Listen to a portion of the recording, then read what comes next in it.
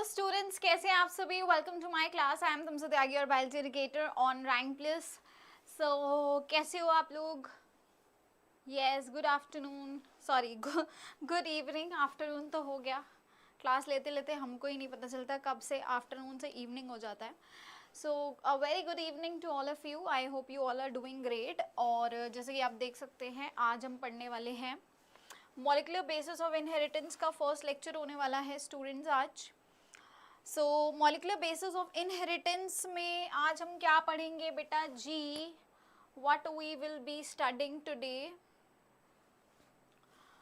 देखो, आज हम डीएनए का स्ट्रक्चर पढ़ने वाले हैं, ठीक है।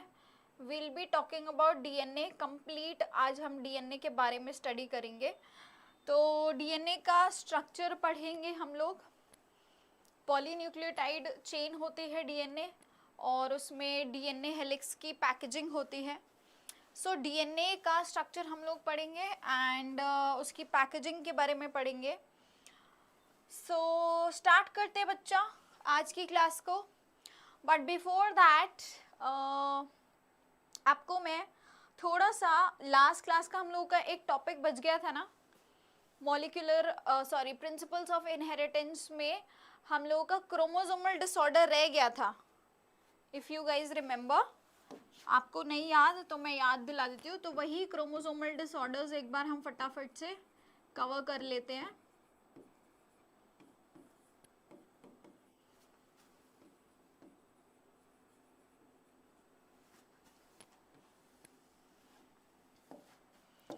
क्रोमोसोमल डिसऑर्डर्स, ठीक है। क्रोमोसोमल डिसऑर्डर्स पढ़ते हैं बच्चे।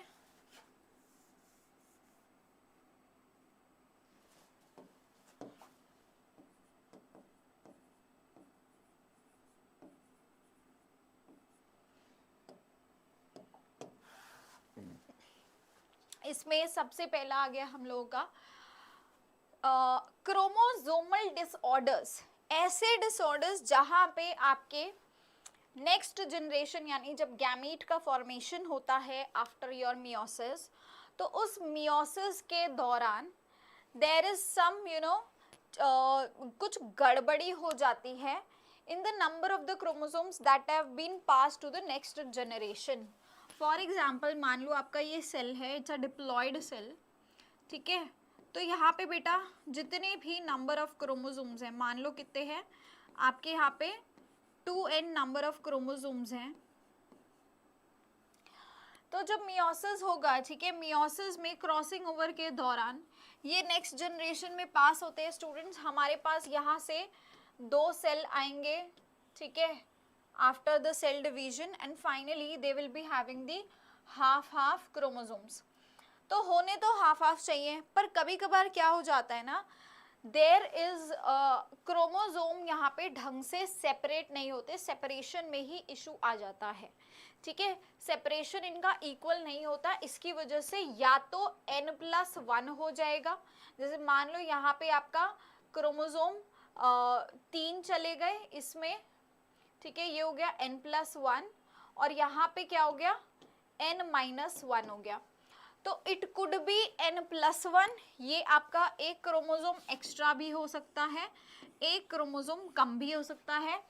This type of your chromosomal disorder is considered as aneuploidy. इस कंडीशन को हम क्या कहते हैं? एन्यूप्लॉइडी। क्या बोलते हैं इस कंडीशन को? एन्यूप्लॉइडी।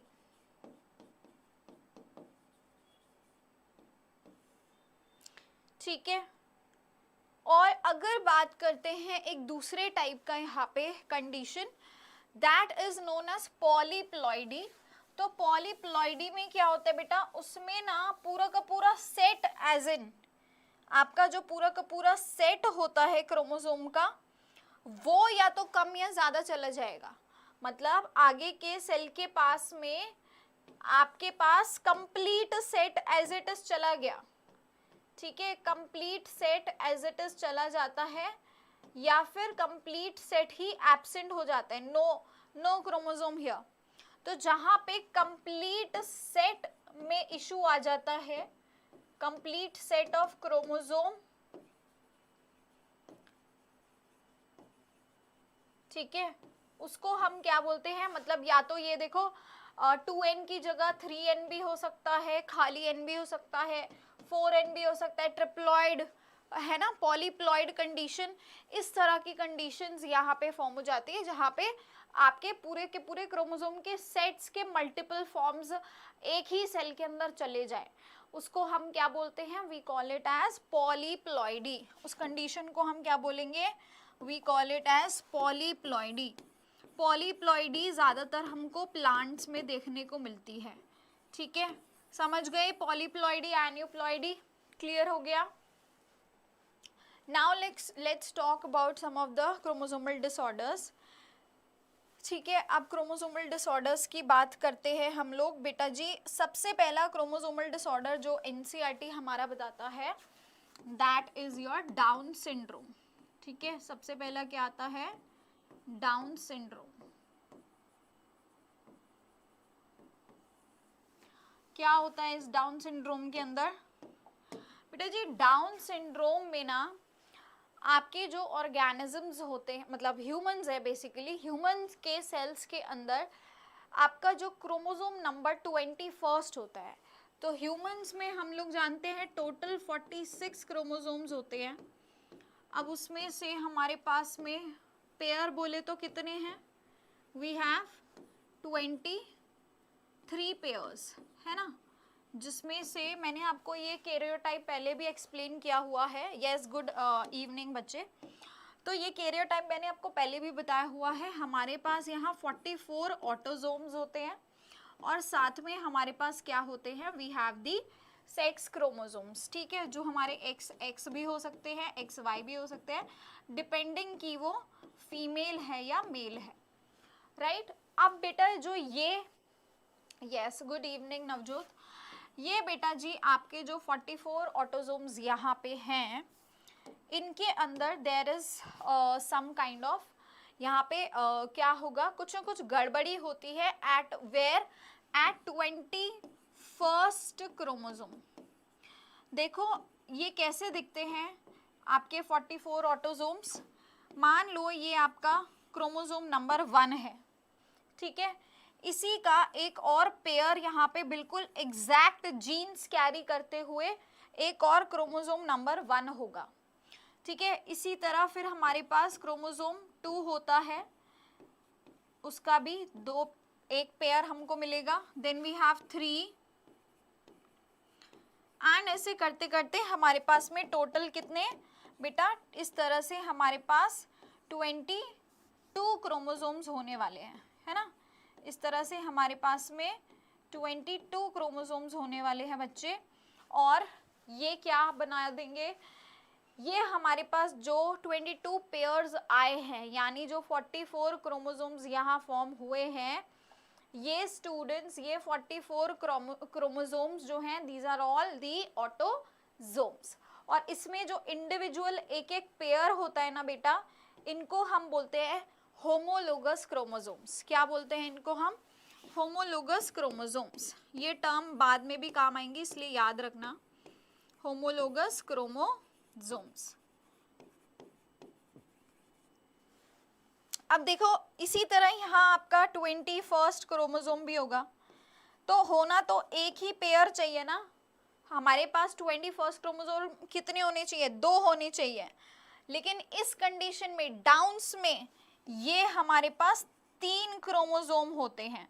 क्या होते हैं, 21st वाले 3 क्रोमोसोम होते हैं, इसी को हम बोलते हैं trisomy of 21st chromosome. 21st chromosome की क्या हो जाती है, ट्राइजोमी, यानी हमको यहाँ पे 3 21st क्रोमोसोम देखने को मिलते हैं, ठीक है। 21st क्रोमोसोम कितने दिखते हैं, 3। This type of trisomy is seen in your down syndrome. आया सबको समझ, क्लियर हुआ, यस और नो, क्लियर हो गई चीजें। चलिए बच्चे, अब यहाँ पे आपको मैं बताती हूँ कि इस तरह के इंडिविजुअल्स के किस तरह के सिम्टम्स देखने को मिलते हैं। तो बेटा डाउन सिंड्रोम एक आपका कैसा सिंड्रोम है, ऑटोजोम पे ये कैरी होता है ना, ऑटोजोम की ट्राइजोमी है यहाँ पे। एंड सच इंडिविजुअल्स हैव इनके कैसे फेस होते हैं सिम्टम्स देख लो, ऐसे लोगों के राउंड फेस होते हैं, ठीक है, वेब्ड नेक होती है,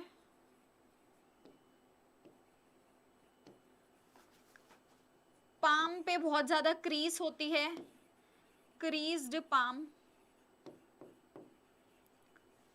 वेब्ड नेक मतलब नेक पे बहुत सारी आपकी वेबिंग जैसी नसें बहुत सारी शो होंगी। क्रीज्ड पाम मतलब बहुत सारी लकीरें हाथों पे दिखाई देंगी। टंग इनकी फरोड होती है, थोड़ी सी टेढ़ी आगे की तरफ, तो दे हैव फरोड टंग। क्या होती है इनकी? फरोड टंग होती है, ठीक है। और क्या होता है बच्चे, फरोड टंग के साथ साथ में दे हैव शॉर्ट स्टेचर। इनका स्टेचर मतलब हाइट छोटी होती है, शॉर्ट स्टेचर। आईज इनकी कैसी होती है?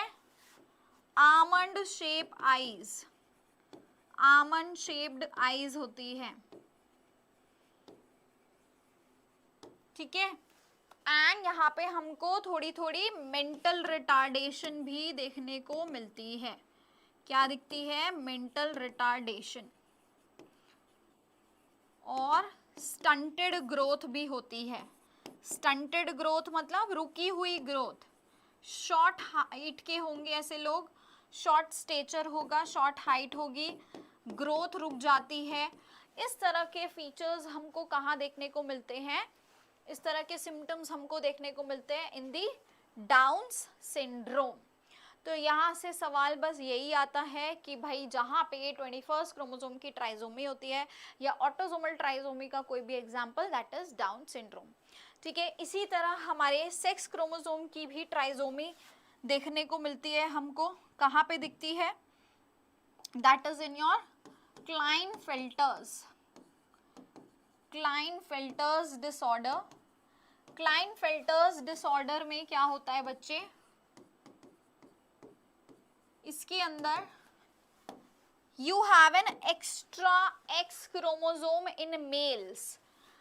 इन मेल्स हमको ये दिखता है ह्यूमन मेल्स के अंदर। और नॉर्मल कैरियोटाइप क्या होता है ह्यूमन मेल का? That is 44 autosome plus XY, यही नॉर्मल होगा, ठीक है, ये नॉर्मल होगा। पर क्लाइनफेल्टर्स के केस में क्या हो जाता है? क्लाइनफेल्टर्स के केस में हमारे पास में 44 ऑटोसोम्स होंगे और साथ में हमारे पास एक एक्स्ट्रा एक्स क्रोमोसोम आ जाता है। क्या आ जाता है? एक्स्ट्रा एक्स क्रोमोसोम, यानी ट्राइजोमी ऑफ एक्स, ठीक है।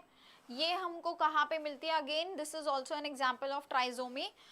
तो this occurs in your Klinefelter's syndrome और डिसऑर्डर। तो बेटा ये इस तरह के जो अफेक्टेड इंडिविजुअल्स होते हैं हमको यहाँ पे कैसे सिम्टम्स दिखाई देते हैं? सिम्टम्स बेसिकली हमको दिखते हैं क्या?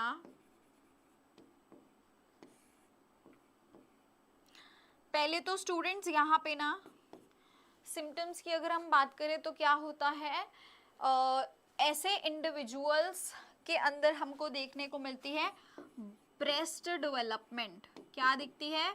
ब्रेस्ट की डेवलपमेंट दिखती है, जिसको हम बोलते हैं गायनेकोमास्टिया, ठीक है, gynaecomastia, that is the development of the breast in your males. इसके साथ साथ यहाँ पे और क्या मिलेगा?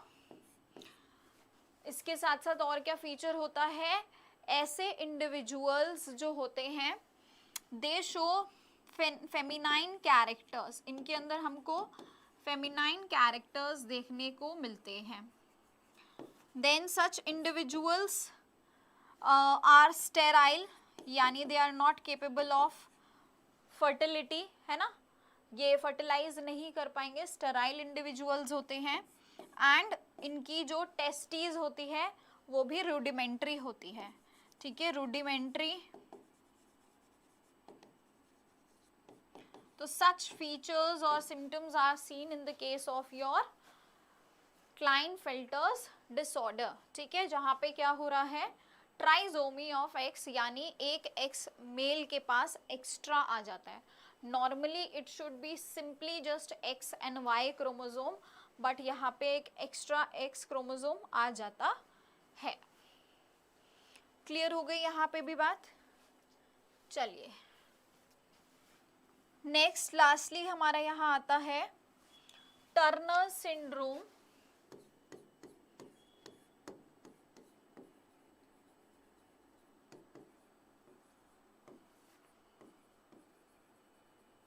तीसरा बेटा क्या आ गया, टर्नर सिंड्रोम. तो टर्नर सिंड्रोम के अंदर क्या होगा, in the case of Turner syndrome आपके जो इंडिविजुअल्स होते हैं ये आपकी फीमेल्स हैं. जैसे क्लाइनफेल्टर्स हमें मेल्स में देखने को मिलता है, यहाँ पे टर्नर्स हमें फीमेल्स में दिखता है. तो फीमेल्स में एक नॉर्मल कैरियोटाइप क्या होता है, what is the karyotype in females, that is 44 autosomes plus XX. ये क्या होता है, एक नॉर्मल कैरियोटाइप, एक नॉर्मल फीमेल इंडिविजुअल का क्रोमोसोम्स कुछ ऐसे होते हैं. In the case of Turners में क्या हो जाता है, 44 autosomes and absence of 1X chromosome. क्या हो जाएगा, एब्सेंस ऑफ 1X क्रोमोसोम, यानी यहाँ पे सिर्फ एक ही X क्रोमोसोम होता है. एक X क्रोमोसोम यहाँ क्या हो जाता है, एब्सेंट. एक X क्रोमोसोम यहाँ क्या हो जाता है, एब्सेंट. और ये क्या है, this is your Turners affected individual. ये कैसा इंडिविजुअल है, which is affected with Turners, है ना. ये टर्नर्स है यानी अफेक्टेड इंडिविजुअल है. अब बात करें बेटा यहाँ पे अगर हम सिम्टम्स की, तो सिम्टम्स कैसे होते हैं भाई, सिम्टम्स कैसे होते हैं. सबसे पहला तो यहाँ पे जो इंडिविजुअल्स होने वाले हैं टर्नर्स के अंदर, इनका भी सेम ही सीन होगा. इनके अंदर ऐसी फीमेल्स हैं जहाँ पे एंड्रोजेंस यानी मेल हॉर्मोन्स कंपैरेटिवली ज़्यादा होते हैं, और इनके अंदर हमको मस्क्यूलाइन डेवलपमेंट ज़्यादा दिखती है. ठीक है, मस्क्यूलाइन डेवलपमेंट ज़्यादा होती है यहाँ पे. शॉर्ट स्टेचर्ड होती हैं ये भी, और इनके अंदर जो ओवरी होती है दैट इज रूडिमेंट्री. यहाँ पे ओवरी फंक्शनल नहीं होती है, यानी ovary can't produce ova and hence they are also infertile और वी कैन से स्टेराइल. ठीक है, डन. समझ गए बेटा, यहाँ से बहुत क्वेश्चंस आते हैं. ये 3 सिंड्रोम से, ये 3 डिसऑर्डर से बड़े सारे सवाल आपके बनते हैं. तो this was all about your chromosomal disorders. Clear, are we done now. अब तो कोई आपका before starting with the next lecture, next chapter, आपका कोई भी यहाँ पे डाउट तो नहीं बचा, प्लीज लेट मी नो. कोई ऐसा डाउट बच गया हो आप बच्चों का यहाँ पे, any doubt left with you guys. हाँ, कोई डाउट बचा है किसी भी बच्चे का, बोलिए बोलिए बोलिए, यस और नो. चलिए, so that means can we start with the next lecture, next topic.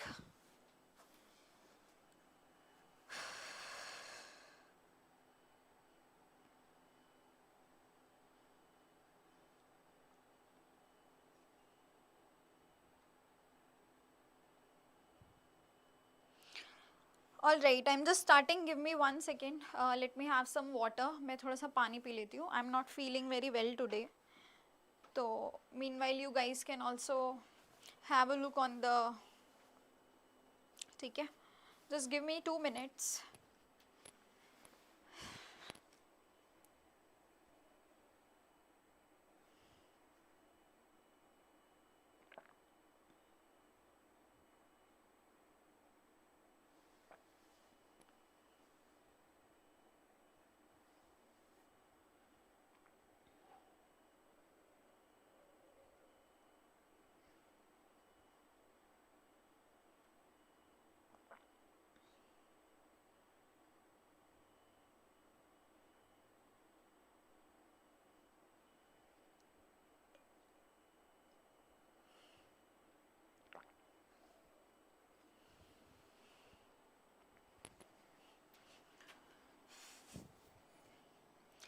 ठीक है बच्चे, चलिए स्टार्ट करते हैं हम। So we are starting with the next lecture, that is molecular basis of inheritance. ठीक है, अभी तक हम लोगों ने basis of inheritance पढ़ा था in terms of your genetic materials.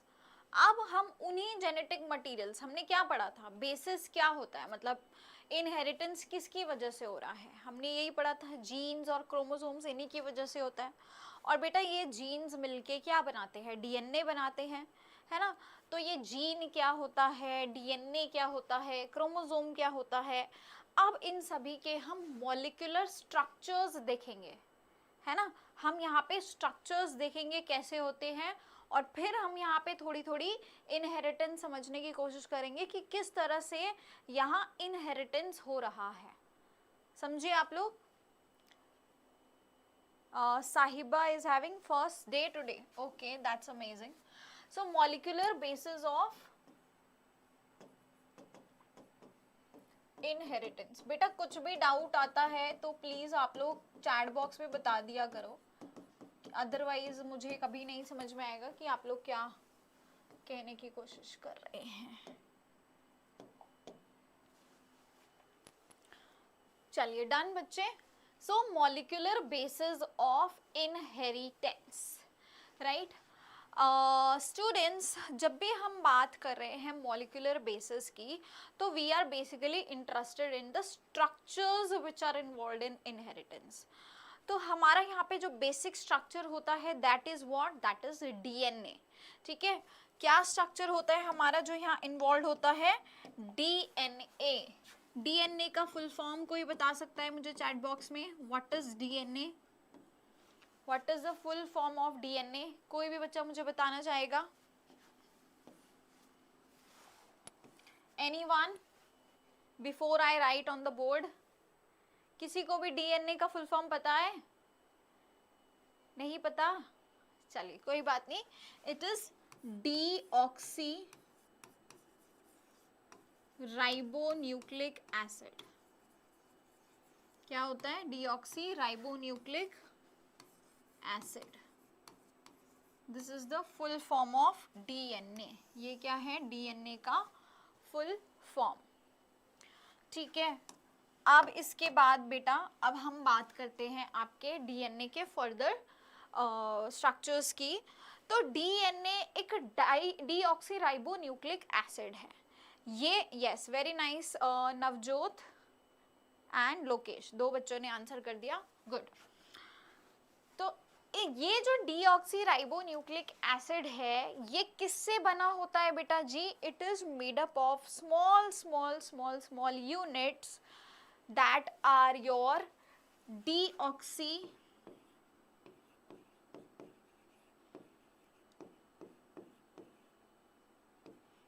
Ribonucleotides. ये डीऑक्सी राइबोन्यूक्लियोटाइड्स नाम की ये होता है एक सिंगल मोनोमर। ये क्या है, एक यूनिट यानी एक मोनोमर, ठीक है। और इसी तरह अब मान लो मैं इसको डिनोट कर रही हूं एक सर्कल से, ठीक है। तो इस तरह से बहुत सारी डीऑक्सी राइबोन्यूक्लियोटाइड्स मिलके क्या बनाती हैं, एक बड़ा सा पॉलीमर। क्या बनाती है, एक पॉलीमर, जहां पे इस डीऑक्सी राइबोन्यूक्लियोटाइड की बहुत सारी यूनिट्स आ गई। पॉली मीन्स मैनी, है ना, क्या बन गया, पॉलीमर बन गया। यस बेटा न्यूक्लियोटाइड से ही बना है, पर यहाँ पे हमारे पास जो न्यूक्लियोटाइड होता है ना वो एक्चुअली में डीऑक्सी राइबोज वाला न्यूक्लियोटाइड होता है, ठीक है। अभी मैं एक्सप्लेन करूंगी। यस हम इसको शॉर्ट फॉर्म में न्यूक्लियोटाइड्स लिख सकते हैं, ठीक है, जस्ट फॉर योर अंडरस्टैंडिंग, ठीक है, राइट। बट ये एक्चुअली जो यहाँ पे डीएनए के अंदर न्यूक्लियोटाइड यूज होता है वो आपका डीऑक्सी राइबोज वाला होता है, वो भी अभी मैं एक्सप्लेन करूंगी कैसे, ठीक है। अभी जो डीएनए का बच्चे लेंथ होता है ना, दिस लेंथ ऑफ डीएनए जो भी डीएनए का लेंथ होता है that is equal to the number of nucleotides there. जितना वहां पे नंबर ऑफ न्यूक्लियोटाइड्स है, इनको हम बेस पेयर भी कहते हैं। जितना यहाँ नंबर ऑफ न्यूक्लियोटाइड है या बेस पेयर है, that only makes the length of the DNA.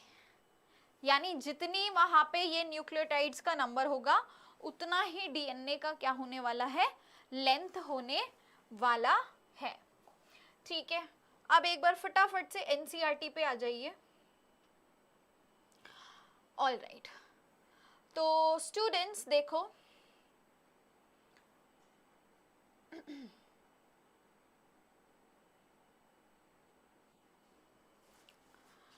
हमारे जितने भी लिविंग सिस्टम्स होते हैं वहां पे कौन से दो तरह के जेनेटिक मटेरियल हमको देखने को मिलते हैं, इसके बारे में हम पहले भी पढ़ चुके हैं। So it is your DNA, जिसका फुल फॉर्म है deoxyribonucleic acid, and RNA that is ribonucleic acid. These are the two types of nucleic acid. ये दो तरह के न्यूक्लिक एसिड्स हैं which are found in the living systems. जो कहाँ present होते हैं बेटा जी? These are found in the living systems। ठीक है, तो लिविंग बॉडीज के अंदर जेनेटिक मटेरियल या तो 2.2 मीटर लॉन्ग डीएनए हमारी बॉडी के अंदर होता है। ठीक है, बट ये मीटर में है, हमको मीटर में नहीं बताना।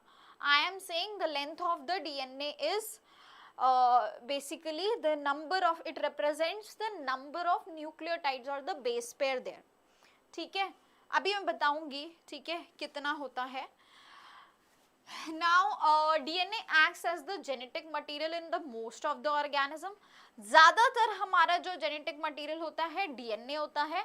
और आरएनए कहाँ होता है? चलो जल्दी से बता दो, हम लोग क्लास 11th में पढ़ के आए हैं बहुत अच्छे से। क्लास 11th में पढ़ा है ना, आरएनए किसका मेनली जेनेटिक मटेरियल होता है? वायरसेस का। ठीक है, तो इसको भी अंडरलाइन कर लो। डीएनए आपका ज्यादातर जेनेटिक मटेरियल मिलेगा हमको मोस्ट ऑर्गेनिजम्स के अंदर, और आरएनए हमको किसका मिलता है? It also acts as a genetic material for in viruses. And अगर बात करते हैं हमारे सेल के अंदर, आरएनए हमारे सेल के अंदर भी प्रेजेंट होता है, लेकिन वहां पर बच्चे वो जेनेटिक मटेरियल का काम नहीं करेगा, बल्कि वहां वो मैसेंजर का या अडेप्टर का इस तरीके के काम करता है। इसके बारे में अभी हम डिटेल में डिस्कशन करेंगे। We will be studying about different types of RNA, tRNA, mRNA, rRNA, है ना, मैसेंजर आरएनए, हर तरह के RNA, transfer RNA, ribosomal RNA. अभी हम इन सारी तरह के आरएनए के बारे में आगे बात करेंगे। मोस्टली फंक्शंस एज मैसेंजर, समझ गए? RNA has additional role as well. तो ये मैं बता दिया कि बेटा अडेप्टर की तरह काम करता है। अडेप्टर की तरह काम करने वाला जो हमारा आरएनए होता है वो कौन सा है? दैट इज टीआरएनए, जिसको ट्रांसफर आरएनए भी कहते हैं। ठीक है, कहीं कहीं पे स्ट्रक्चरल भी हो सकता है एंड कैटालिटिक भी हो सकता है। तो it could be your mRNA, messenger RNA भी हो सकता है, या फिर आपका क्या हो सकता है? कैटालिटिक कौन सा होता है? RRNA, ribosomal RNA. तो ये तीन तरह के आरएनए हमको हमारे सेल में देखने को मिलते हैं। बट क्या बात बोली गई है? ये आरएनए वहां पे जेनेटिक मटेरियल की तरह तो काम नहीं कर रहे। ठीक है, so you have in class 11th you have learned the structures of the nucleotides and the way these monomers are linked। तो यस, आप लोग पढ़ के आए हैं कौन सा बायोमोलिक्यूल वाला चैप्टर, वहां पे न्यूक्लियोटाइड का स्ट्रक्चर सबने देखा था। In this chapter we are going to discuss the structure of DNA. तो हम यहाँ पे क्या क्या पढ़ने वाले हैं आज के चैप्टर में? डीएनए का स्ट्रक्चर पढ़ेंगे, उसके बाद हम देखेंगे कि डीएनए की रेप्लिकेशन कैसी होती है, डीएनए का मॉडल देखेंगे, double helix model which is given by Watson and crack. उसके बाद हम ये देखेंगे कि वहाँ पे रेप्लिकेशन कैसे हो रहा है। देन पूरा सेंट्रल डोग्मा पढ़ेंगे, transcription, translation, and then finally और प्रोटीन का फॉर्मेशन। ठीक है, एंड देन उसके बाद हम जीन रेगुलेशन भी देखेंगे, जिसका एक कॉमन एग्जांपल यहाँ दिया है, दैट इज लैक ओपेरॉन। तो ये सारी चीजें बेटा हमको इस चैप्टर के अंदर पढ़नी है, ठीक है। तो we will be studying about all of these things, understood, ठीक है। क्या क्या पढ़ना है हमको इस चैप्टर में, समझे थोड़ा थोड़ा। अभी आ जाते वापस से डीएनए के स्ट्रक्चर पे। तो यहाँ पे मैं आपको ऑलरेडी कुछ बता चुकी हूँ डीएनए के बारे में, कि डीएनए का स्ट्रक्चर कैसा होता है। It's a polymer of deoxy ribonucleotides, ठीक है। अभी आई विल एक्सप्लेन यू कि कैसे ये डीऑक्सी राइबोन्यूक्लियोटाइड्स है and why it we are not simply calling it as ribonucleotides. अभी ये भी मैं बताऊंगी आपको। देखो हमारा ये डीएनए क्या है, एक लॉन्ग पॉलीमर है जो कि छोटी छोटी मोनोमर यूनिट्स डीऑक्सी राइबोन्यूक्लियोटाइड से बना होता है। नाउ बच्चे, the length of the DNA is defined as, length क्या है वहां पे, जितनी नंबर ऑफ न्यूक्लियोटाइड्स है, ठीक है, वही क्या है डीएनए का लेंथ है। Number of nucleotides is also the base pair here. Number of nucleotides से मतलब है कि कितना नंबर ऑफ बेस पेयर है यहाँ, fine. This also is characteristic of organism. So example देख लो, उसको छोड़ो, एग्जाम्पल देखो। जैसे कि फॉर एग्जाम्पल अगर हम बात करते हैं, ये सारे एग्जाम्पल्स इंपॉर्टेंट हैं, प्लीज एनसीईआरटी में हाईलाइट कर लो, या जहाँ पे भी नोट्स लिख रहे हो फटाफट से इसको नोट कर लो। ये इन पे बहुत बार एमसीक्यू आया है, आपको ये नंबर याद करने होंगे एज इट इज। सबसे पहला बैक्टीरियोफाज आता है 5174, जिसका न्यूक्लियोटाइड नंबर होता है 5386, यानी 5386 नंबर ऑफ न्यूक्लियोटाइड्स यहाँ प्रेजेंट है। तो इसका लेंथ भी कितना हो गया, 5386 बेस पेयर्स। समझ गए क्या है ये बैक्टीरियोफाज 5174। नेक्स्ट आता है बेटा, ये प्लीज इसको सारे एग्जांपल्स को नोट कर लो यहाँ पे, E coli, human, bacteriophage, lambda and bacteriophage 5174, सारे ही इंपॉर्टेंट है। नेक्स्ट आ गया बैक्टीरियोफाज लैम्डा, जिसमें कितना बेस पेयर है, 48502 बेस पेयर। बेटा इसको लर्न करना पड़ेगा, ठीक है। एटलीस्ट इतना तो याद कर लो कि अगर नीट में आया तो देखते ही आंसर पहचान में आ जाए, समझ गए, ठीक है। नेक्स्ट आ गया ई कोलाई। ई कोलाई के अंदर बेटा 4.6 इंटू 10⁻⁶ बेस पेयर होता है, ठीक है। ई कोलाई यानी और Escherichia coli, how much is the base pair, that is 4.6 into 10⁻⁶ base pair हमारा यहाँ पे क्या होता है, ई कोलाई के अंदर डीएनए का कंटेंट होता है। अब बात करते हैं लास्टली ह्यूमंस की। बेटू ह्यूमंस को ना थोड़ा ध्यान से देखना, व्हाई, क्योंकि ह्यूमंस में दिया है हैप्लॉइड कंटेंट। यहाँ पे पहले ही लिख दिया कि ये क्या है, हैप्लॉइड कंटेंट है ऑफ ह्यूमन डीएनए। कितना है, 3.3 इंटू 10⁻⁹ कितना है, 3.3 इंटू 10⁻⁹। बेटा अब देखो हैप्लॉइड कंटेंट है ना, हाँ हैप्लॉइड कंटेंट है बच्चे, तो हैप्लॉइड का मतलब तो ये हुआ ना कि it is only the n number of your DNA. ये आपका सिर्फ n वाला डेटा है। अगर मैं बोलूँ टोटल कितना होता है एक सोमैटिक सेल में, एक सोमैटिक सेल है अगर नॉर्मल ह्यूमन का, तो उसमें आपका डीएनए कंटेंट 2n ही होता है ना, हैप्लॉइड तो नहीं होता। हैप्लॉइड तो गैमीट्स में होता है ना। तो ह्यूमन के सेल का डीएनए कंटेंट कितना हो गया, ये 2 से हम ये n वाला नंबर मल्टीप्लाई कर देते हैं, 3.3 इंटू 10⁹ दिया था, ठीक है, कितना हो गया, that becomes 6.6 into 10⁹ base pair. यानी ह्यूमन के सोमैटिक सेल में कितना डीएनए होता है, 6.6 इंटू 10⁹ बेस पेयर। ध्यान रखना ये चीजें, ठीक है, ये चीजें ध्यान रखना सभी। ओके, आया सबको समझ में, यस। चले आगे, चलिए अब आ जाते हैं हम इसके स्ट्रक्चर पे। चलो let's come back to our PPT और फिर मैं आपको पूरा स्ट्रक्चर एक्सप्लेन करती हूँ। Before understanding the structure of the DNA, पहले तो हमको क्या समझना होगा, न्यूक्लियोटाइड का स्ट्रक्चर, है ना। पहले तो मोनोमर समझ लेते हैं, तभी तो हम उसके बाद में हमारे पॉलीमर तक जाएंगे। तो मोनोमर क्या है भाई, मोनोमर यानी सिंगल यूनिट। यहाँ क्या है डीएनए की, डीएनए का मोनोमर की बात हो रही है। What is the monomer of DNA, DNA का मोनोमर बता दो भाई, अभी बताया, इट्स अ न्यूक्लियोटाइड। ठीक है, इस न्यूक्लियोटाइड के होते हैं बच्चा 3 कंपोनेंट्स। क्या होते हैं इसके 3 कंपोनेंट्स? सबसे पहला होता है यहाँ पे एक राइबोज शुगर। राइबोज शुगर बेटा 5 कार्बन की बनी हुई शुगर होती है। ठीक है, थोड़ा बहुत आप लोग केमिस्ट्री भी पढ़ते होंगे। राइबोज शुगर 5 कार्बन से बनी हुई शुगर होती है। न्यूक्लियोटाइड के बाद आ जाता है यहाँ पे नेक्स्ट, राइबोज के बाद यहाँ पे नेक्स्ट आ जाता है हमारा we have a base pair, nitrogen base pair. क्या होता है यहाँ पे, नाइट्रोजन बेस। ठीक है, we have a nitrogen base. अभी ये नाइट्रोजन बेस क्या है, नाइट्रोजन बेस बेसिकली क्या होता है, जहाँ this is of 4 types in DNA.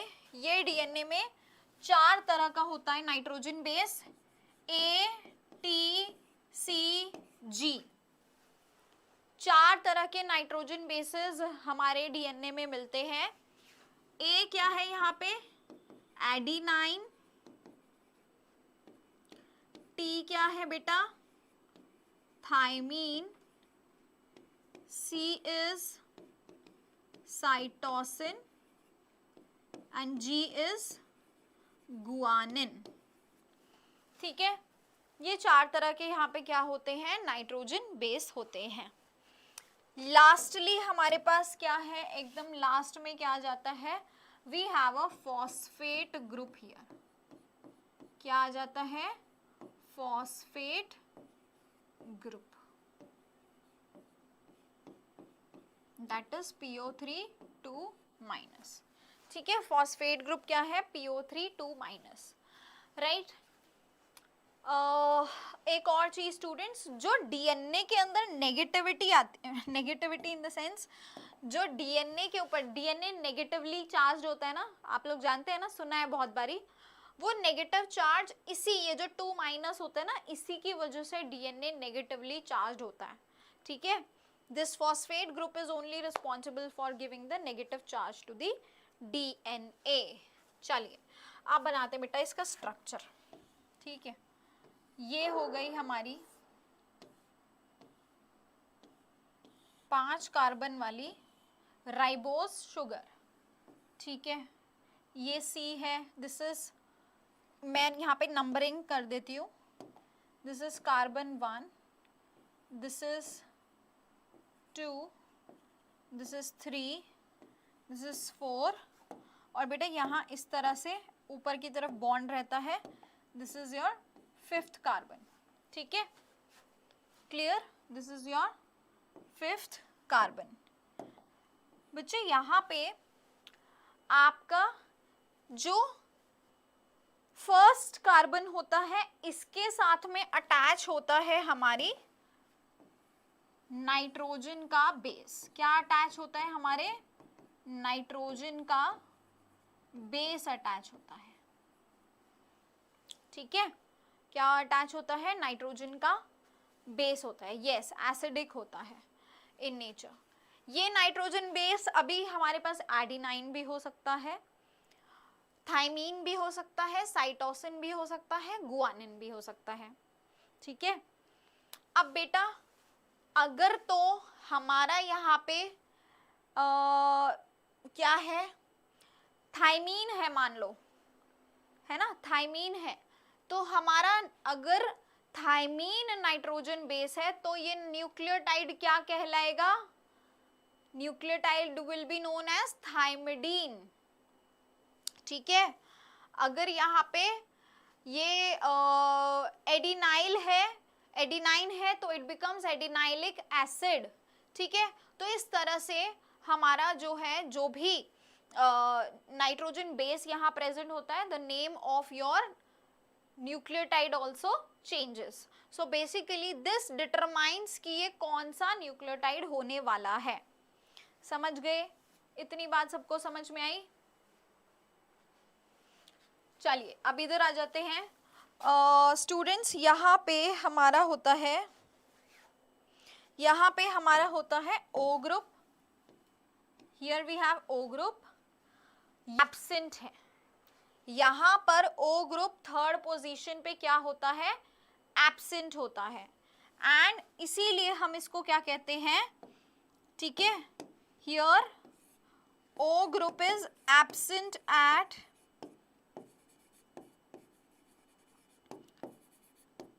Third carbon, इसीलिए हम इसको क्या बोलेंगे, ये कैसी शुगर है, इसीलिए इसको बोल रहे हैं डीऑक्सी राइबोज शुगर। ऐसी शुगर जिसमें एक ऑक्सीजन यहाँ पर एब्सेंट होती है, इस पोजीशन पे ऑक्सीजन इज एब्सेंट एंड ये वाली जगह खाली होती है, दैट इज व्हाई ये क्या बना सकती है, बॉन्ड बना सकती है, ठीक है, डीऑक्सी राइबोज शुगर। समझ गए? ये क्या है? Deoxy ribose sugar. क्लियर हुआ भाई? यस और नो? यहां तक कोई दिक्कत किसी को? फिफ्थ वाले पोजीशन पे कोई जवाब क्यों नहीं देता? आप लोग ऐसे बिल्कुल शांत होके बैठ चुके हैं। फिफ्थ कार्बन पे क्या होता है? फिफ्थ कार्बन पे हमारा अटैच होता है फॉस्फेट ग्रुप, ठीक है बेटा। फिफ्थ कार्बन पे क्या अटैच होता है? This phosphate group.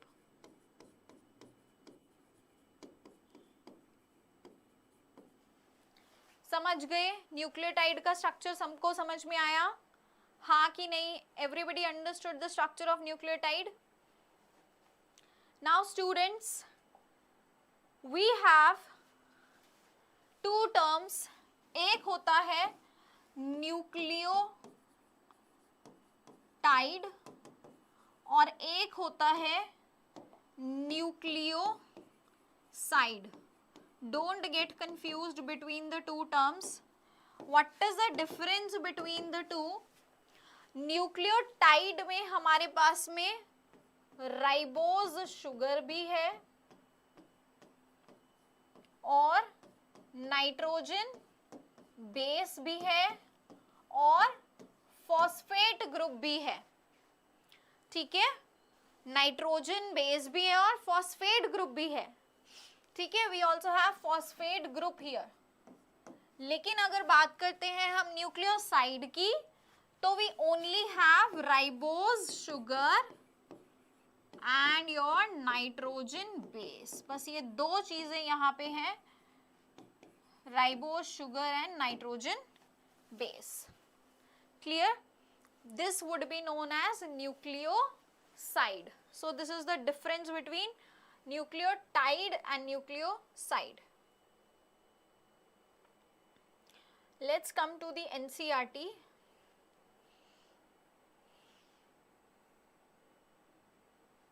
देखो वैसे तो मैंने आपको ये बता दी ये चीज। Nucleotide has 3 components. अंडरलाइन करना है तो कर लो अपनी एनसीईआरटी में। न्यूक्लियोटाइड के 3 कंपोनेंट्स होते हैं बच्चे। नाइट्रोजन बेस है, पेंटोज शुगर है और साथ में क्या है, एक फॉस्फेट ग्रुप है, ठीक है। अच्छा, I forgot to tell you that there are 2 types of, ये मैं आपको बता देती हूँ। जो हमारे यहाँ पे नाइट्रोजन बेसेस होते हैं, बेसिकली ये आपने वैसे तो बायोमोलिक्यूल चैप्टर में पढ़ा होगा क्लास 11th में, बट मैं फिर से बता देती हूँ। तो हमारे पास जो ये नाइट्रोजन बेसेस होते हैं ना बच्चे, ये 2 तरह के होते हैं। We have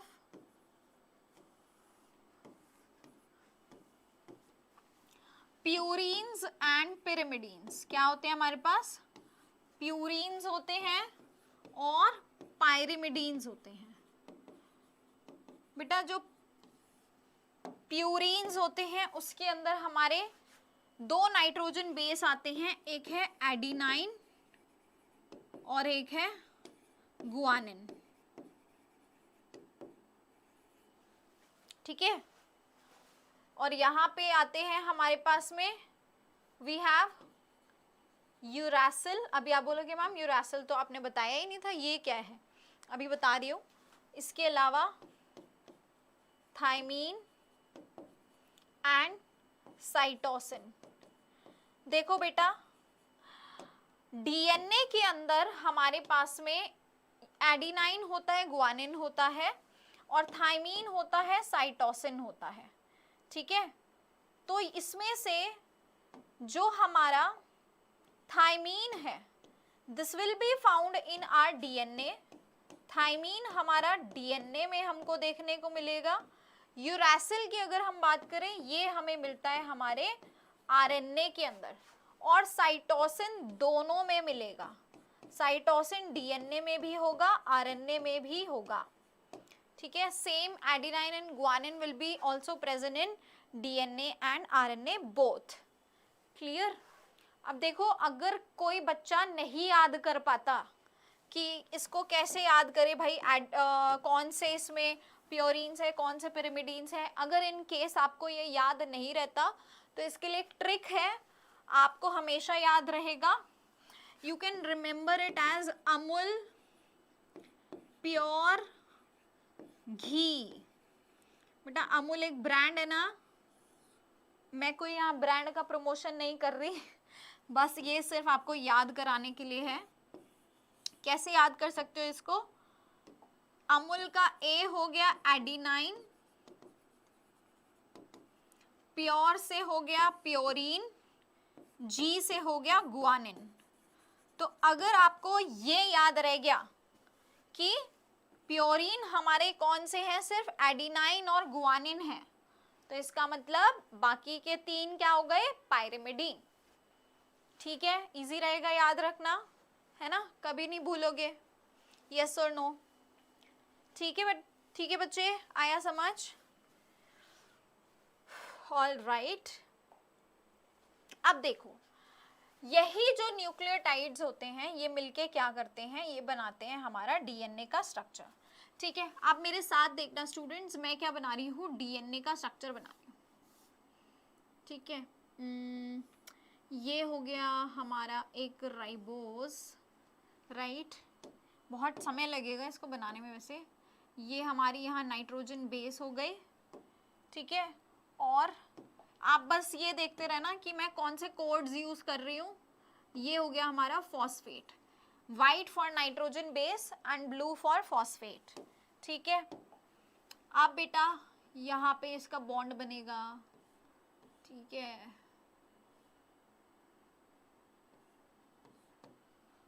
okay.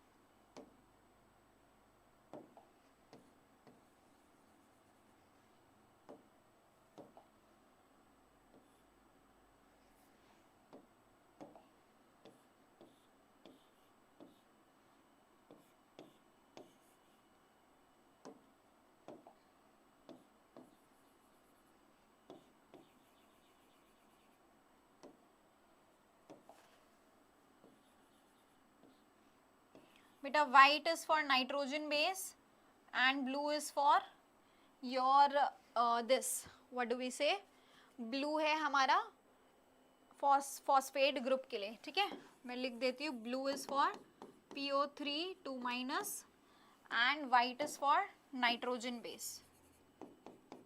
ठीक है, अभी देखो मैंने क्या दिखाया, मैंने दिखाया कि दिस इज वन न्यूक्लियोटाइड, ये हमारी क्या है, दिस इज वन न्यूक्लियोटाइड, है ना, this is second, this is third, this is fourth. इस तरह से ये सारी न्यूक्लियोटाइड्स आपस में कनेक्टेड होती हैं, तभी क्या बनाती हैं, एक लॉन्ग पॉलीमर, है ना, तभी क्या बनेगा, एक पॉलीमर।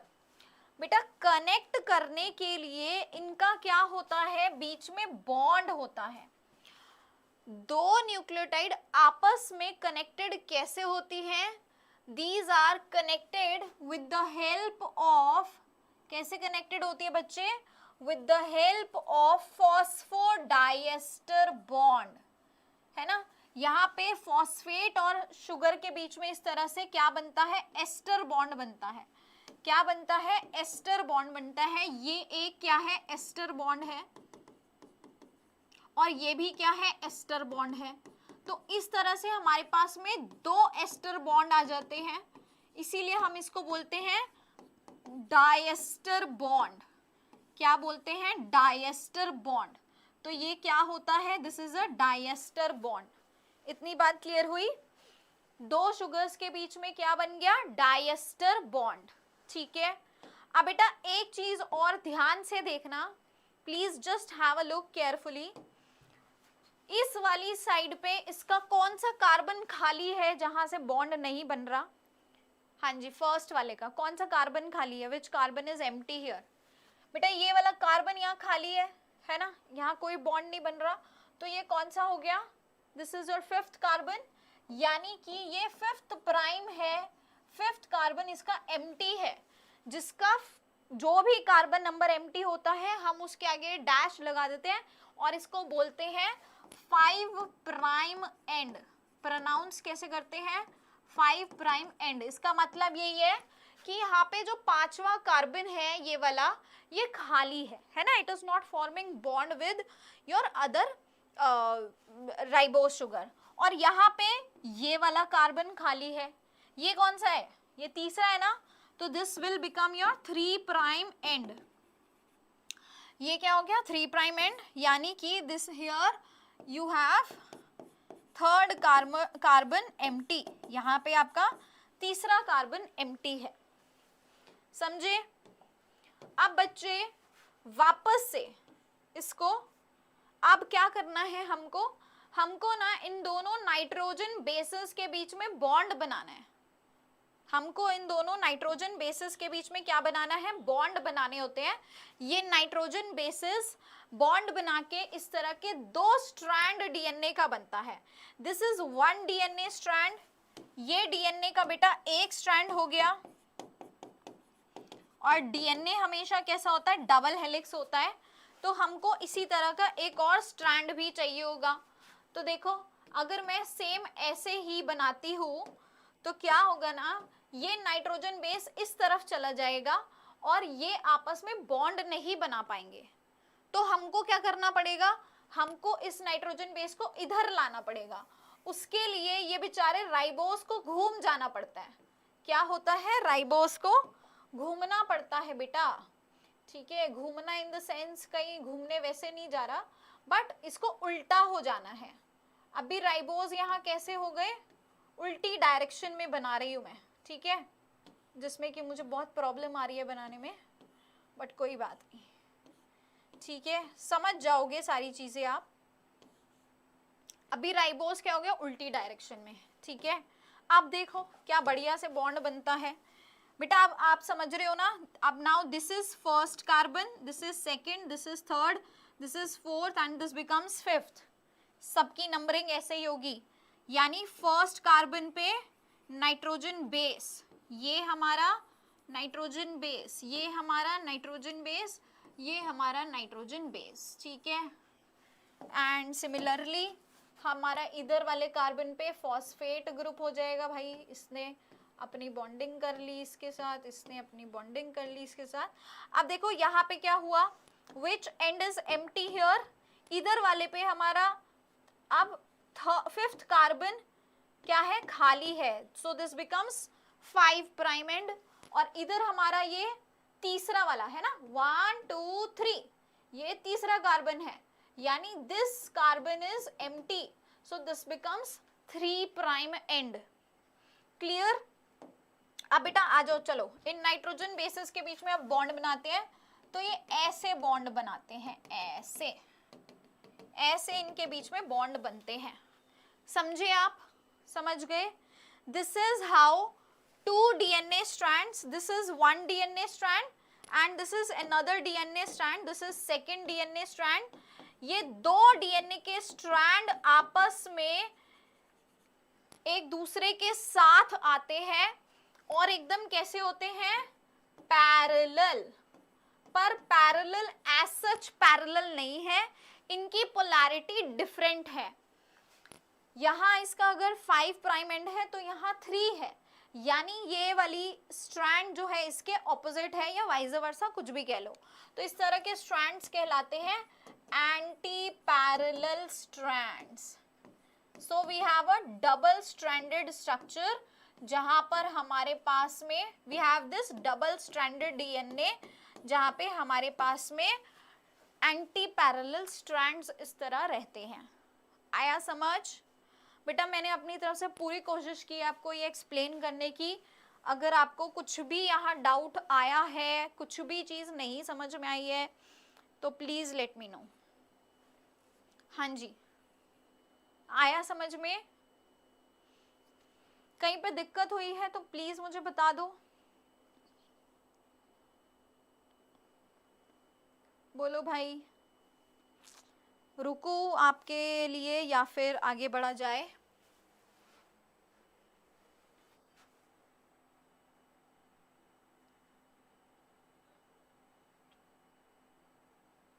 अब देखो इसी में एक और चीज देख लो, मैंने बहुत हौच पौच मचा दिया है, थोड़ा सा मैं इसको यहाँ से एम्प्टी करने की कोशिश करती हूँ।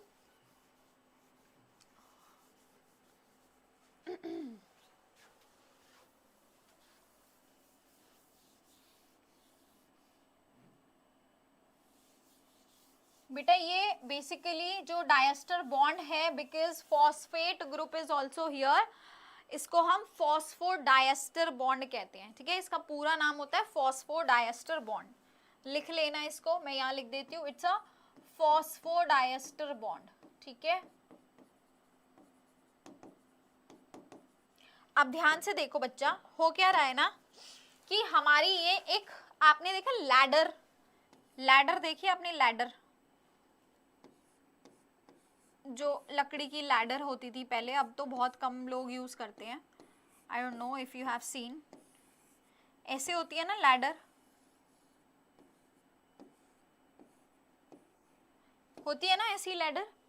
तो बेटा ये डीएनए का स्ट्रैंड भी बिल्कुल कुछ ऐसा ही होता है, जहां पे एक तरफ पोलैरिटी 5 प्राइम टू 3 प्राइम है, दूसरी तरफ 3 प्राइम टू 5 प्राइम है, और बीच में ये जो बॉन्ड होता है ये किसके बीच में होता है? हमारे नाइट्रोजन बेस के बीच में, सेंटर में हमारे पास नाइट्रोजन बेस होते हैं। और जो एक्चुअल में यहाँ पे ये डंडे का, यानी जो मेन फ्रेमवर्क का काम कर रहे हैं, वो मेन फ्रेमवर्क कौन बना रहा है? दिस मेन फ्रेमवर्क, ये वाला डंडा, इसको हम बोलते हैं बैकबोन ऑफ योर डीएनए। इसको क्या बोलेंगे? Backbone of the DNA. ये बैकबोन कौन बना रहा है? Ribose and phosphate. ठीक है, राइबोज शुगर और फॉस्फेट मिलके डीएनए का बैकबोन बनाता है, और बीच में बॉन्डिंग कौन फॉर्म करता है? दैट इज नाइट्रोजन का बेस। क्लियर? आया सबको समझ? So this backbone is your phosphates, phosphate का group and your ribose sugar. ठीक है, अब इसमें कुछ रह नहीं गया और कुछ समझने के लिए। चलिए अब आ जाते हैं, now I will show you a diagram here.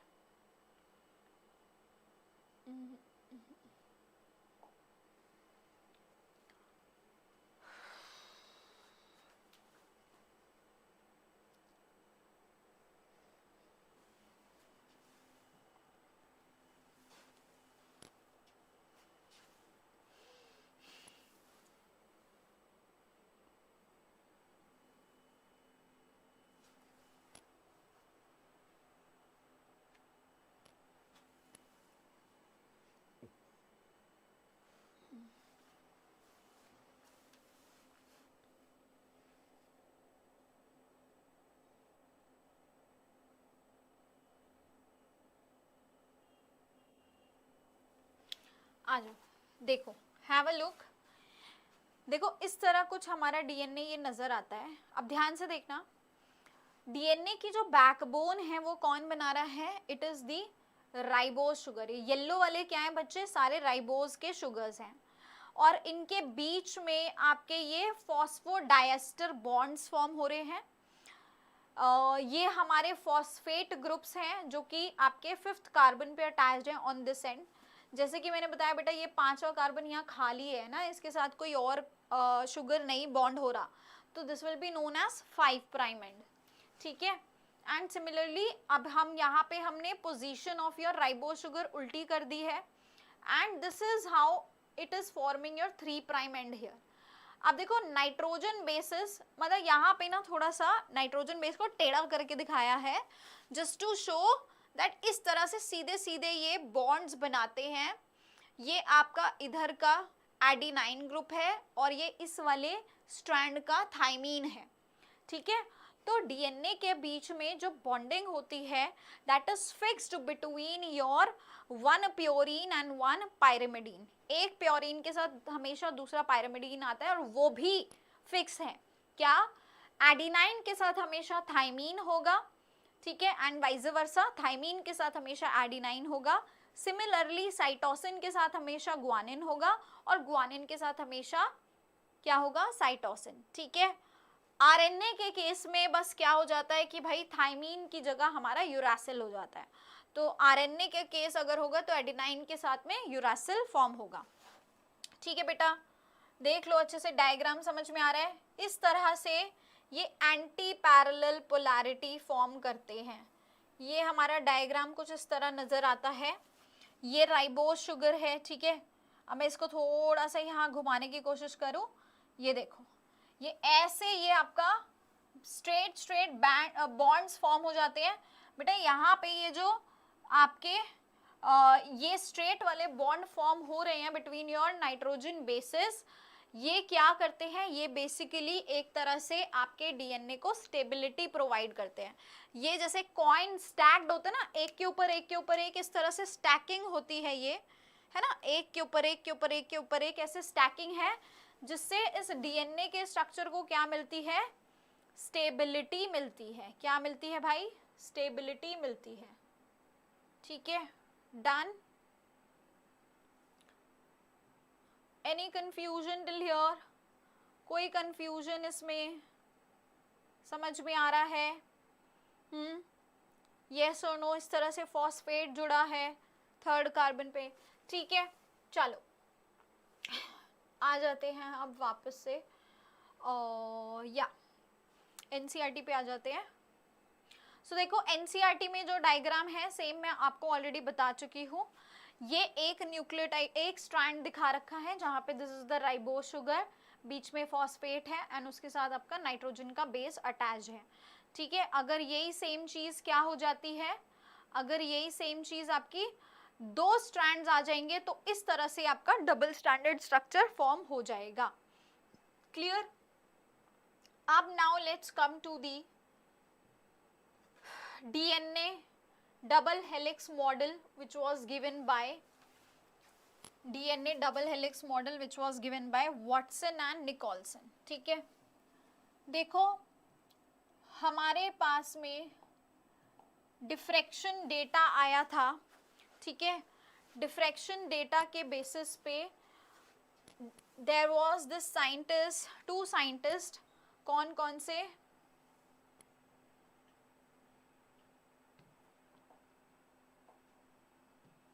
That is your Watson and Crick. Did I said Singer and Nicholson? Sorry, my bad. Okay, Watson and Crick's double helix model of DNA. क्या दिया गया? Double helical model या helix बोलते हैं वैसे तो, helix model of DNA, ठीक है, ऑफ डीएनए। किसने दिया ये? It was given by Watson and Crick.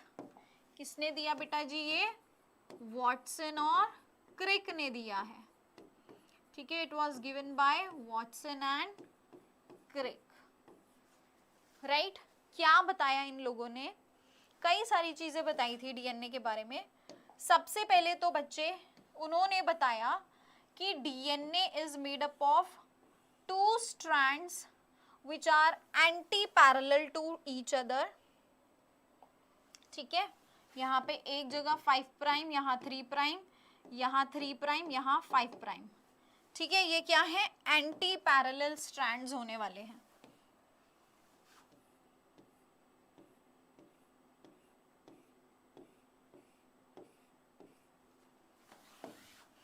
Made up of 2 strands which are anti parallel in nature. ठीक है, कैसे थे, एंटी पैरेलल स्ट्रैंड्स थे. नेक्स्ट बच्चे, ये वो डीएनए के स्ट्रैंड्स हैं जिनकी बैकबोन किससे बनी है, बैकबोन किससे बनी है, फॉस्फेट एंड शुगर्स. ठीक है, बैकबोन किससे बनी है, फॉस्फेट्स और शुगर्स से. बीच में क्या होती है students, base pairing of nitrogen bases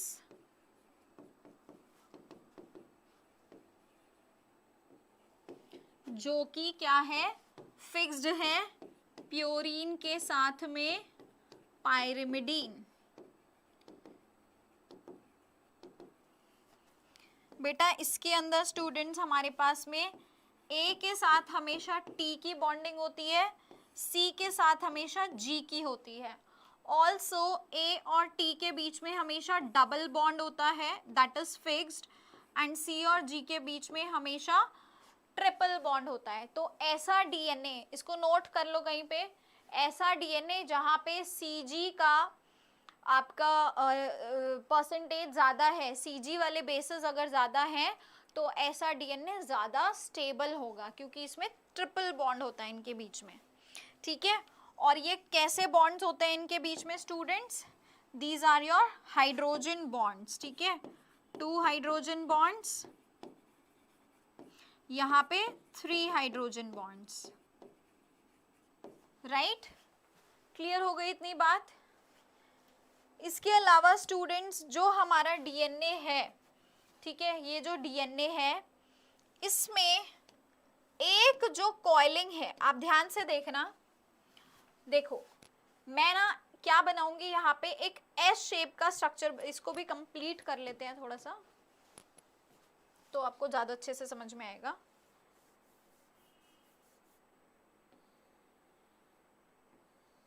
देखो अब आपको समझ में आएंगी चीजें.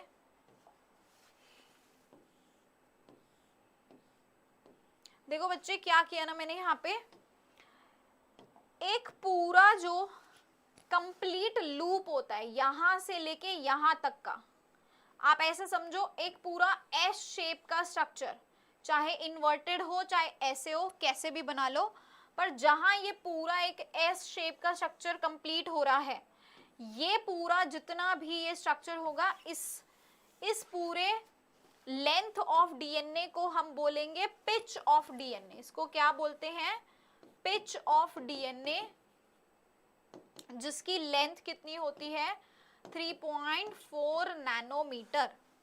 क्या लेंथ होती है इसकी, 3.4 nanometre.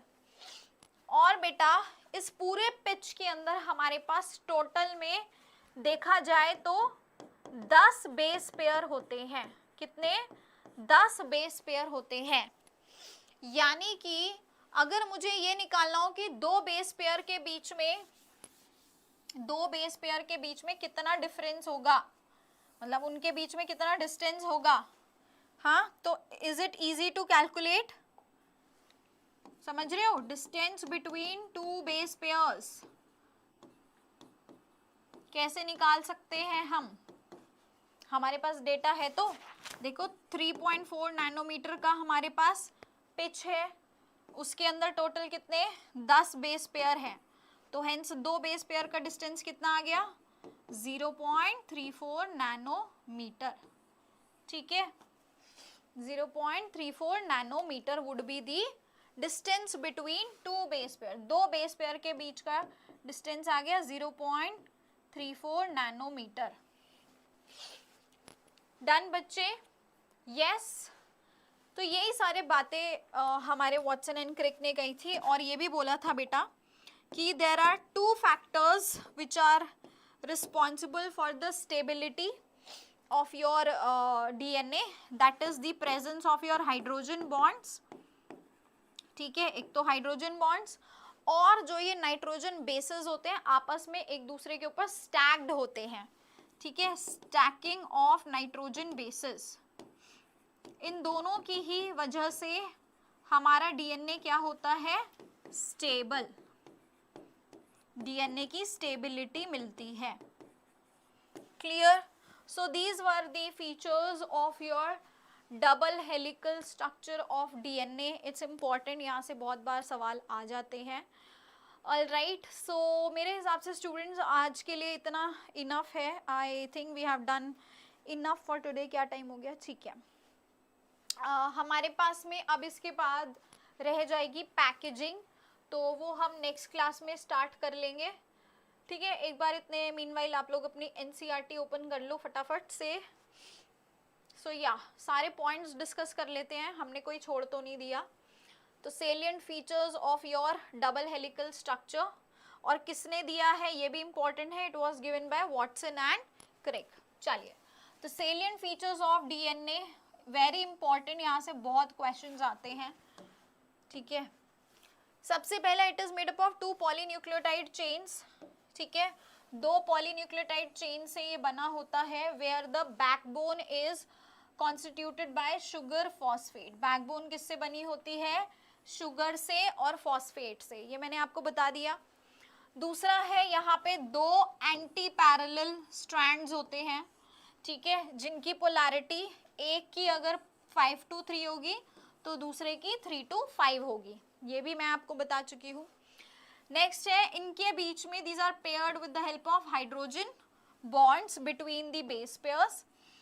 Adenine forms 2 hydrogen bonds with your thymine. Adenine हमेशा थाइमीन के साथ ही पेयरिंग करता है और हमेशा 2 ही बॉन्ड्स फॉर्म होते हैं।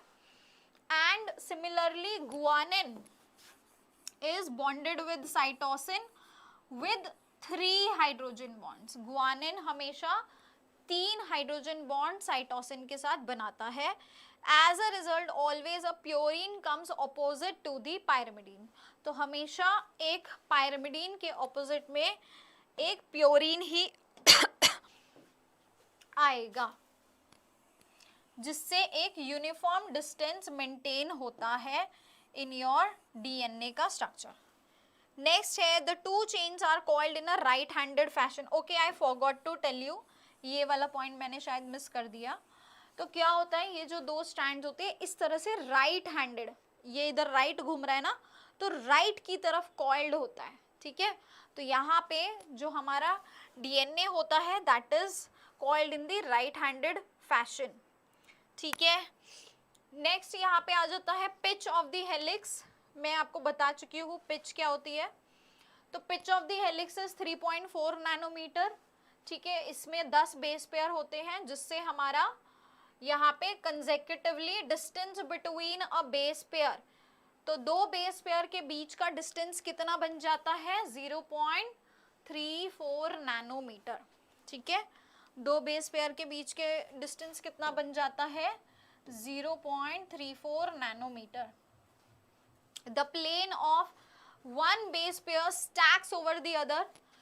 यहाँ पे एक बेस पेयर दूसरे के ऊपर इस तरह एक के ऊपर स्टैकिंग होती है, ठीक है।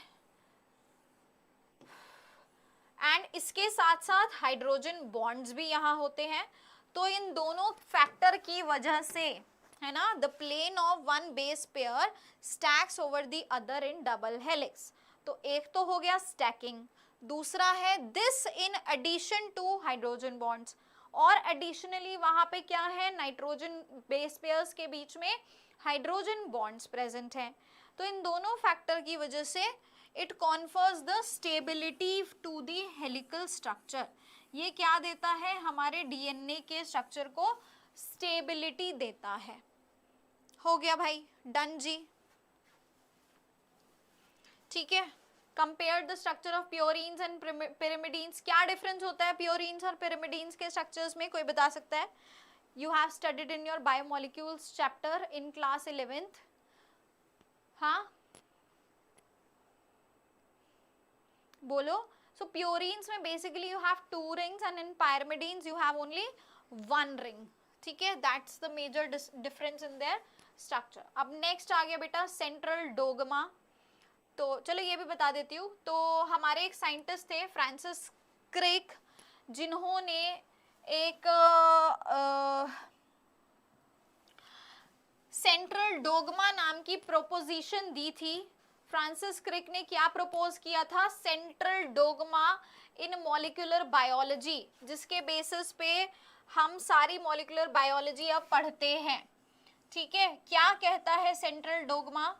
सेंट्रल डोगमा बेटा ये कहता है इनिशियली हमारे सेल्स में जो डीएनए होता है ना, इनिशियली हमारे सेल्स में जितना भी डीएनए होता है, उस डीएनए से सबसे पहले हमारा बनता है क्या? आरएनए। क्या बनता है? आरएनए। सेंट्रल डोगमा क्या कहता है? डीएनए से बनता है क्या बच्चे? डीएनए से बनता है आरएनए।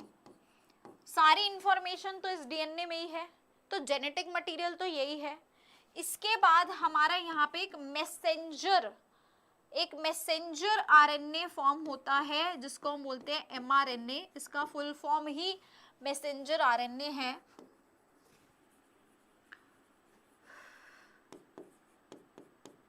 एंड दिस प्रोसेस, ये जो प्रोसेस होता है डीएनए से आरएनए बनने का, इस प्रोसेस को हम बोलते हैं क्या? ट्रांसक्रिप्शन। क्या बोलते हैं? ट्रांसक्रिप्शन। और फिर इसी एमआरएनए से क्या बनेगा हमारा? बाद में जाके प्रोटीन बनेगा। इसी एमआरएनए से बाद में जाके क्या बनेगा? प्रोटीन बनेगा। और इस प्रोसेस को हम क्या बोलेंगे भाई? इसको बोलते हैं ट्रांसलेशन। और अगर मान लो हमारे सेल्स डिवाइड करते हैं, तो वहाँ पे बेटा उनको वापस से डीएनए भी डिस्ट्रीब्यूट करना पड़ता है ना। अगर हमारे डिप्लॉयड सेल हैं, उनके अंदर माइटोसिस हो रही है, डिवाइड करते हैं, तो उनका नंबर भी मेंटेन करना पड़ता है। तो वो नंबर मेंटेन करने के लिए एक और प्रोसेस चलता है, दैट इज रेप्लिकेशन। ये आप लोग सेल साइकिल में पढ़ के आए होंगे क्लास 11th में, है ना। तो क्लास 11th में आपने सेल साइकिल पढ़ी है ना बच्चे, कि जब सेल डिवाइड करता है तो हमारा एस फेज के अंदर एक प्रोसेस चलता है डीएनए सिंथेसिस का। That process is nothing but your replication. ठीक है, उसी डीएनए सिंथेसिस के प्रोसेस को ही हम क्या कहते हैं? रेप्लिकेशन। तो अब हम एक एक करके इन सारी चीज़ों के बारे में डिस्कस करेंगे आगे की क्लासेस में। उससे पहले हम पैकेजिंग ऑफ डीएनए और आरएनए वर्ल्ड करेंगे, फिर we will be moving to this replication, transcription and translation. ठीक है, हो जाएगा ख़त्म। थोड़ा सा आपको नई चीज़ लगेगी, थोड़ा सा दिक्कत भी आएगी समझने में, ऐसा लग रहा होगा पता नहीं क्या पढ़ा दिया मैम ने आज, पर आपको टेंशन लेने की ज़रूरत नहीं है, सब हो जाएगा। आज कुछ क्वेश्चंस कर लेते हैं। Which of the following components are found in the polynucleotide chain backbone में? बैकबोन में क्या होता है? ऊपर ही मुझे आंसर दिख गया, it is sugars and phosphates. Absolutely correct, sugars and phosphates.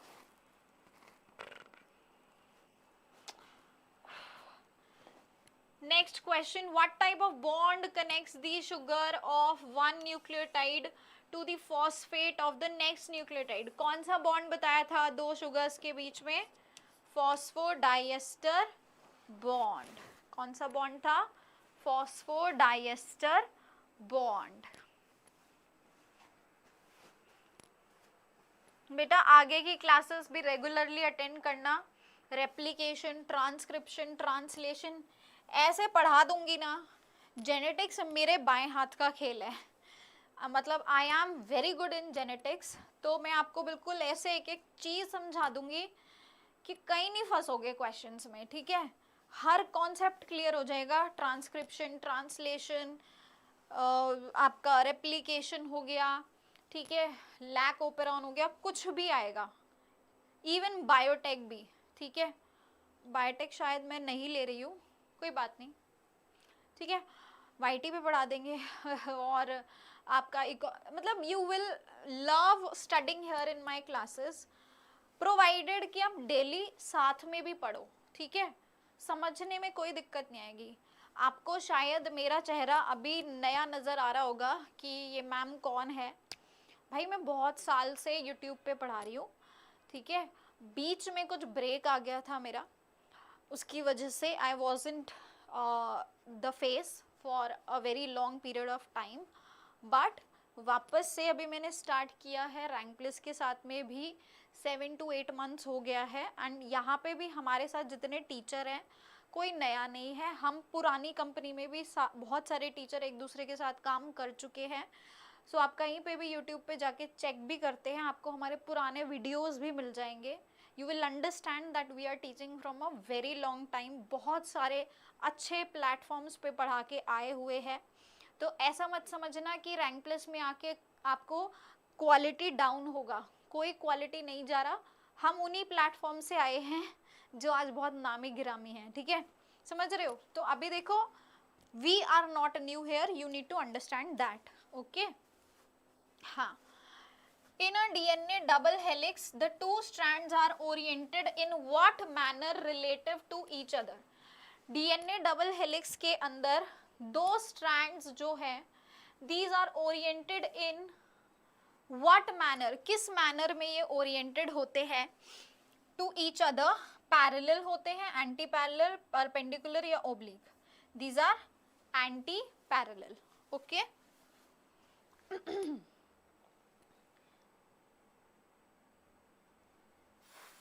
Next question, which of the following bases is not found in RNA, इनमें से कौन सा बेस आरएनए में नहीं होता।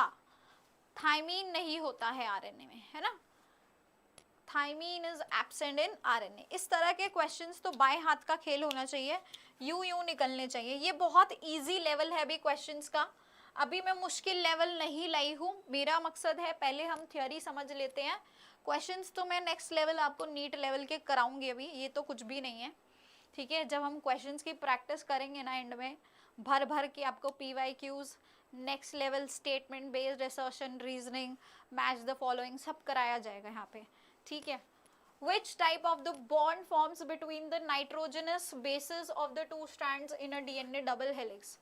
तो नाइट्रोजन बेसिस के बीच में कौन सा बॉन्ड फॉर्म हो रहा था, हाइड्रोजन, ठीक है, it was your hydrogen bond. हो गया जी, करें क्लास को एंड आज, आप लोग भी अपना संडे एंजॉय कीजिए, हम लोग भी करते हैं।